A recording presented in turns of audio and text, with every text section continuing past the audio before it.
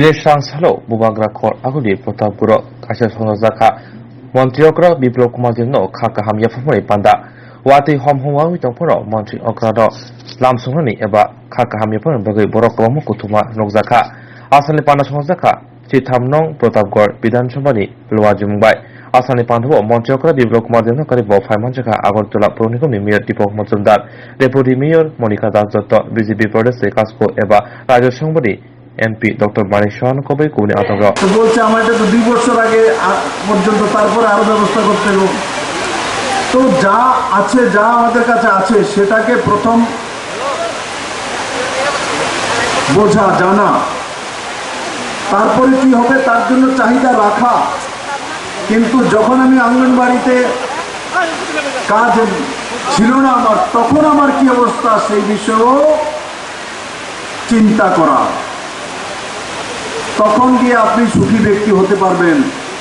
না হলে অঙ্গনবাড়ির দিদির পরে আপনি বলবেন অঙ্গনবাড়ির দিদির উপরটা, তারপরে বলবেন আমাকে ডাইরেক্টর বানান, ডাইরেক্টর বলে সেক্রেটারি বানান, সেক্রেটারি বলে বলে মন্ত্রী বানান, মন্ত্রী বলে বলে চিফ মিনিস্টার বানান। স্যার আমারে ये মানব জাতির স্বভাব। কিন্তু আমি সবাইকে বলবো, আমি আগেই বলেছি আমি প্রতাপগড়কে চিনি জানি বুঝি। প্রতাপগড়ের মধ্যে কর্মঠ মহিলা আছে। এক মহিলা আমি এখানে কথা বলছিলাম, তো উনি বলছেন আমি সকালবেলা বেরিয়েছি, একটা সিঙ্গারা খেয়েছি আর ফুল বিক্রি করি। আমি 200 টাকা গড়ে ডেলি রোজগার করি, তার মধ্যে 1-150 টাকা আমার লাভ হয়। তা আমি অন্য মহিলাদেরকে বলবো যারা এসে আমাকে বলছেন স্যার রোজগার দিন, তো ওই বোনকে দেখুন না, উনিও তো বয়স্ক মহিলা। উনি বলছেন যে আমি সকালবেলা বেরিয়েছি, স্বাভাবিকভাবে ফুলগুলো সকালবেলায় বিক্রি হয়। আর আছে তারা কি করে, কি দেয়, কি করে, তাদেরকে ভারতীয় জনতা পার্টির কার্যকর্তাদের জিজ্ঞাসা করা।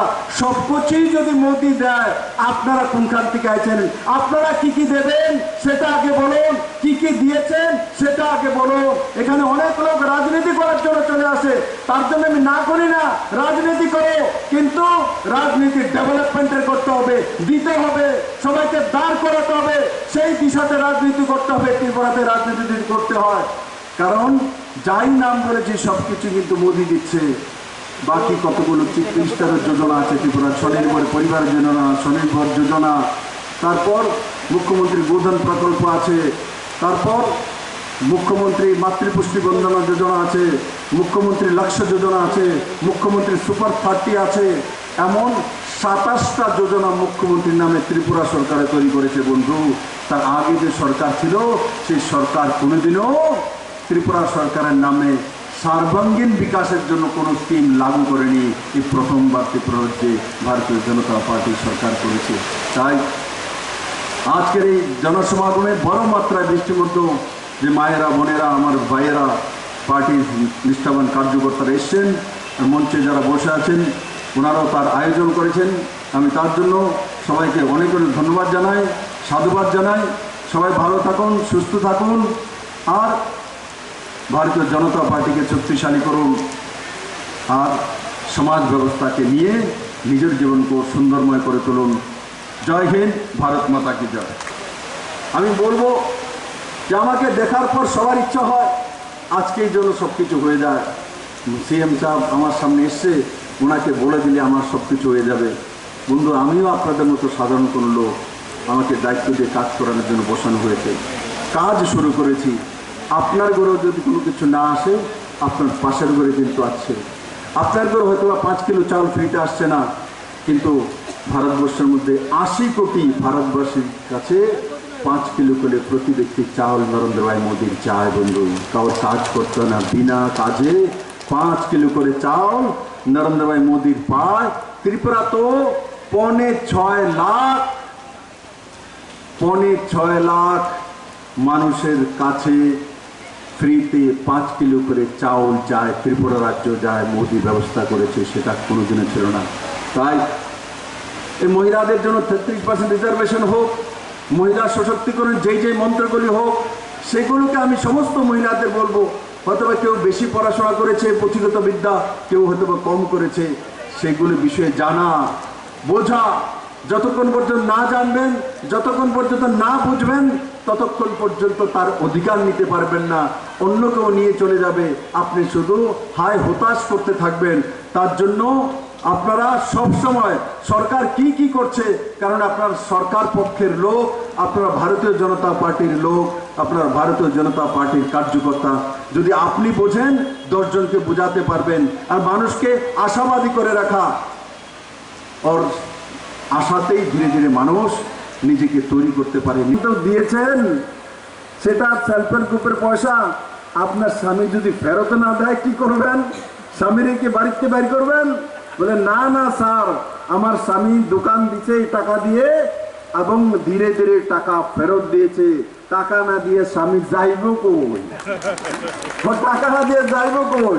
আমি যদি না দিত স্যার সবাই মিললে প্রেসার করলাম হইলে, আমি কি আবার কোন ধরনের প্রেসার করলাম মান লইলে? বলে নেই স্যার, গেরাও করলাম হইলে দোকান টাকা দিতে হইব।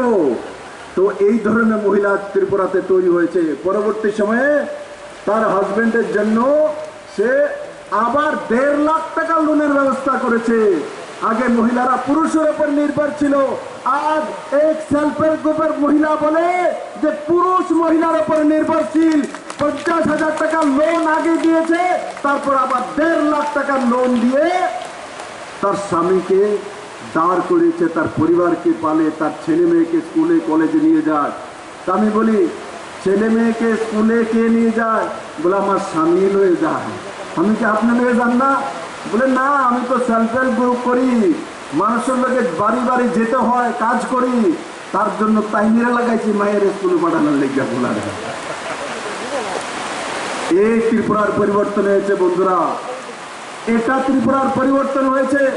আমি কোনো পুরুষ বিরোধী নই, আমিও পুরুষ, এখানে বিধায়ক উনিও পুরুষ, আমার প্রেসিডেন্টও একজন পুরুষ ব্যক্তি। কিন্তু মনে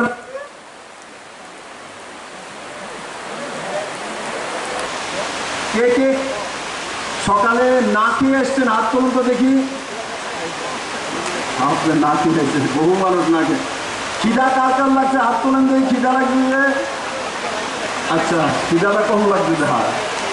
কারণ কি, মহিলাদের অভ্যেস আছে উপবাস করে, মহিলাদের অভ্যেস আছে উপবাস করা।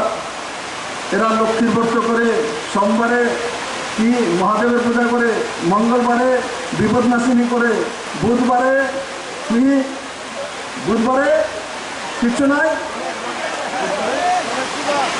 বুধবারে গণেশ পূজা করে, গণেশ ব্রত হয়। বৃহস্পতিবারে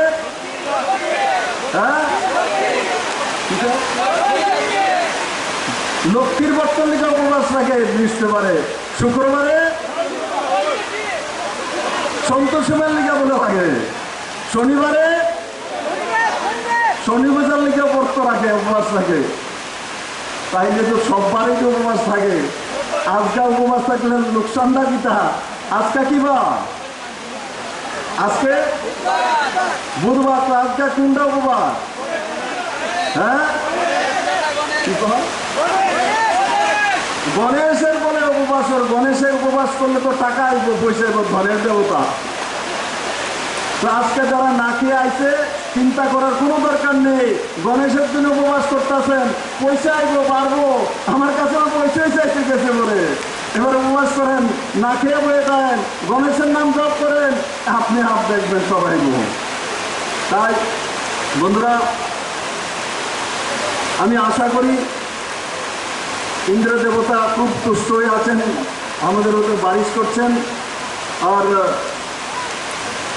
আমি যা যা আপনাদের সামনে তুলে ধরেছি, আপনারা কার্যকর্তার মাধ্যমে বাড়ি বাড়ি জনসংযোগ করা, যেই যে বেনিফিশিয়ারিগুলি রাজ্য এবং কেন্দ্র সরকার দিচ্ছে সেগুলির বিষয়ে বলা।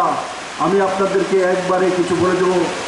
এখানে যারা আছেন সব কিছু পেয়ে গেছেন, আমি বলবো না, কিন্তু আমি আপনাদের লিস্ট তুলে ধরবো। এখন প্রধানমন্ত্রী আবাস যোজনার ঘর কে দেয়? মোদি দেয়। প্রধানমন্ত্রী শৌচালয় যোজনা মোদি দেয়। করোনার ভ্যাকসিনেশন মোদি দেয়। 5 কিলো করে চাল ফ্রি মোদি দেয়। উজ্জ্বলা যোজনার গ্যাসের চুলা মোদি দেয়। সৌভাগ্য যোজনার মাধ্যমে বিদ্যুতের কানেকশন মোদি দেয়। জল জীবনের মাধ্যমে জলের কানেকশন মোদি দেয়। প্রধানমন্ত্রী সড়ক যোজনার রোড মোদি দেয়, ন্যাশনাল হাইওয়ে রোড মোদি দেয়, তারপরে আয়ুষ্মান ভারত যোজনার 5 লাখ টাকার